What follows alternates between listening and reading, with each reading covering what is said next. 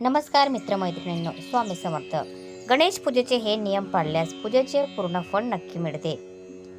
Number 1. Shri गणेशांचे आगमन घरात होताना यजमानांच्या पायावर दरवाजामध्ये दूध पाणी घालून औक्षण करावे. नंबर 2. श्री गणेश मूर्ती ज्या ठिकाणी ठेवणार आहात त्या स्थानी थोडे तांदूळ घालून त्यावर पाट ठेवून त्यावर मूर्ती स्थापित करावी. मूर्तीचे मुख वस्त्राने आच्छादन करून ठेवावे. मूर्ती पूजेच्या दिवशीच त्या जागी ठेवावी असे नाही, आधी ठेवली तरी काहीच हरकत नाही. नंबर 3. पूजेच्या दिवशी प्रातःकाळी स्नान करून शुभर्चित होऊन कपाळी तिलक किंवा गंध धारण करावे. मुंज झालेले असल्यास यज्ञोपवीत धारण करून राहावे. नंबर 4. घरच्या देवतांची पूजा करून घ्यावी. शक्यतो त्याशिवाय इतर पूजाविधी करू नयेत. पूजा घरच्या पुरुष मंडळानेच करावी. महिला वर्गावर हा भार टाकू नये. नंबर 5. आता मूर्तीवर आच्छादन केलेले वस्त्र काढून ठेवावे. नंबर 6. शक्यतो मूर्तीच्या उजव्या बाजूला समई, निरांजन, उदबत्ती, कापूर आदींची योजना करावी. पूजा करताना आपले मुख पूर्वेकडे राहील अशी योजना असावी. म्हणजे देव आपल्या समोर पूर्वेला, पश्चिमेकडे म्हणजेच आपल्याकडे तोंड करून ठेवावेत. हे जमत नसल्यास या उलट चालेल, पण शक्यतो दक्षिणोत्तर नकोत. नंबर 7. दिवे आदल्या दिवशी स्वच्छ घासून पुसून समईमध्ये, निरांजनामध्ये वाती, तेल, तूप वगैरे भरून तयार करून ठेवावेत. उदबत्ती स्टँडमध्ये रोवून ठेवावी. काडेपेटी जवळ ठेवावी. समईच्या खाली एखादी ताटली ठेवावी. हल्ली काचेमधले दिवे मिळतात. दिवा न विझण्याच्या दृष्टीने ते उपयुक्त ठरतात. जमल्यास ते दिवे वापरावेत. त्यामध्ये तेल, तूप ही भरपूर वेळ राहते. दिव्यांना गंध, हळद, कुंकू लावून ठेवावे. नंबर 8. विड्याची 2 पाने देठ देवाकडे करून त्यावर सुट्टे पैसे, त्यावर सुपारी याप्रमाणे 5 विडे तयार करावेत. देवाच्या कुठल्याही बाजूला किंवा दोन्ही बाजूंना मिळून असे विडे ठेवावेत. विड्याजवळच 2 नारळ, फळे यांची योजना करावी. शक्यतो देवासमोर ठेवू नयेत. पूजा करताना अडचण होते या विड्यांवरच असल्यास अक्रोड, खारीक आदी पंचखाद्य मांडून ठेवावे. नंबर 9. नैवेद्यासाठी दूध, साखर, गूळ, खोबरे, मोदक, पेढे इत्यादी देवासमोर मांडून ठेवावेत. मांडतानाच त्याखाली पाण्याने चौकोनी मंडल करून ठेवावे. नंबर 10. पंचामृत दूध, दही, तूप, मध, साखर एकत्र अथवा वेगवेगळे तयार करून ठेवावेत. नंबर 11. मोदक, पेढे इत्यादी बॉक्स सकट न ठेवता एखाद्या स्वच्छ वाटीत काढून घ्यावेत. नंबर 12. यज्ञोपवीत जानवे सोडून मोकळे आणि ओले करून एखाद्या ठिकाणी अडकून ठेवावेत. जेणेकरून आयत्या वेळी धावपळ होणार नाही. घाईमध्ये जानवे हमखास गुंतते आणि सुटत नाही आणि चिडचिड होते. नंबर 13. कापसाचे वस्त्र असल्यास 21 मण्यांचे गणपतीसाठी तयार ठेवावे. नंबर 14. यजमानांनी शक्यतो कद, सोहळं, उपरणं असा पोशाख करावा. नसल्यास धोतर किंवा स्वच्छ धूत वस्त्र परिधान करावे. हात पुसण्यासाठी एक स्वच्छ रुमाल जवळ ठेवावा. बसायला किंवा उभे राहायला एक आसन असावे. नंबर 15. गणपती समोर पूजेसाठी तांब्या, तामण, पळी, भांडे ठेवावे. नंबर 16. आपल्या समोर आपल्या डाव्या हाताला पिण्याच्या पाण्याने भरलेला तांब्या, त्याच्या उजव्या बाजूला त्याच पाण्याने भरलेले फुलपात्र, त्यामध्ये पळी किंवा चमचा, त्याच्या उजव्या बाजूला तामण असावे. नंबर 17. देवाला घालावयाचे काही दागिने असतील तर ते मोकळे करून ठेवावेत.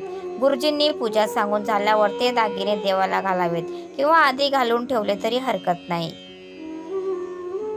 नंबर 18. एका मोठ्या ताटामध्ये आणलेली सर्व प्रकारची फुले थोडी थोडीच काढून घ्यावीत. जमल्यास प्रत्येक प्रकारची फुले वेगवेगळी मांडून ठेवावीत. ताटात फुलांची फार गर्दी करू नये. लागली तर परत घेता येतात. त्रिदल दुर्वांच्या 21 दुर्वांच्या 5-6 जोड्या तयार करून ठेवाव्यात. 3 पानांचा आणि छिद्र नसलेल्या पानांची 7-8 बिल्वपत्रे असावीत. तुळस अगदी मोजकीच असावी. शमी असल्यास जुडी सोडून मोकळी करून ठेवावी. म्हणजे घाईघाईत काटे टोचणार नाहीत. 21 प्रकारच्या पत्री उपलब्ध झाल्या तर एका ताटात नीट नावासकट मांडून ठेवाव्यात. नंबर 19. हळद, कुंकू, गुलाल, शेंदूर, बुक्का, केशर, अष्टगंध पावडर हे छोट्या वाटे अथवा द्रोणमध्ये मोजकेच काढून ठेवावेत. ही सगळी तयारी आपल्या उजव्या बाजूला असावी. फुलांचे ताटही उजव्या बाजूलाच असावे. नंबर 20. पूजा सुरू झाली की कुणा नातेवाईकांना फुलपात्रात गरम पाणी आणून देण्यास सूचना करून ठेवावी. नंबर 21. सगळ्यात महत्त्वाची सूचना, पूजा करताना अतिशय श्रद्धेने सावधचित्त होऊन पूजा करावी. पूजेव्यतिरिक्त इतर ठिकाणी लक्ष देऊ नये. पूजा करताना भ्रमणध्वनी, मोबाईलचा अडथळा असू नये. यानंतर पूजा झाल्यावर लगेच किंवा दुपारी भोजनापूर्वी देवाला महानैवेद्य दाखवून यथाशक्ती महाआरती करावी. संध्याकाळी आरती करायच्या आधी पुन्हा देवाला हळद, कुंकू, गंध, फुलं, दुर्वा वाहाव्यात. काही नैवेद्य दाखवावा व नंतर आरती करावी. विसर्जनापर्यंतच्या काळामध्ये सकाळ संध्याकाळ अशाच प्रकारे पूजा करावी. आदल्या दिवशीची फुले काढून मूर्ती कपड्याने हळूवार स्वच्छ करावी व नंतर नवीन हार वगैरे घालावा. नंबर 22. उत्तर पूजेच्या दिवशी बाप्पाबरोबर दूध पोहे अथवा दही पोहे अशी शिदोरी द्यावी. घरी आरती केल्यावर सगळ्यांचा देवाला नमस्कार करून झाल्यावरच देवाच्या मस्तकी उत्तर पूजेच्या अक्षता वाहाव्यात आणि देवाचे आसन थोडेसे हलवावे. विसर्जन स्थळी पुन्हा आरती करण्याची गरज नाही. नंबर 23. पौराणिक मान्यतेनुसार तुळशीचा उपयोग भगवान शिव तसेच त्यांचा पुत्र गणेश यांच्या पूजेत केला जात नाही. असे मानले जाते की श्री गणेशाने तुळशीला शाप दिला होता की तुळशीचा वापर त्याच्या पूजेत होणार नाही. त्यामुळे गणेशाच्या पूजेत चुकूनही तुळशीचा वापर करू नका, हे लक्षात ठेवा. गणेश पूजेत दुर्वा वापरणे चांगले मानले जाते. नंबर 24. गणेश आणि चंद्रदेव यांचे नाते चांगले मानले जात नाही. असे म्हणतात की एकदा चंद्राने गणेशाच्या गजरूपाची विटंबना केली होती. त्यामुळे गणेशाने चंद्राला शाप दिला होता की त्याचे सौंदर्य नष्ट होईल. त्यामुळे गणेशाच्या पूजेतही कोणतीही पांढरी वस्तू अर्पण केली जात नाही.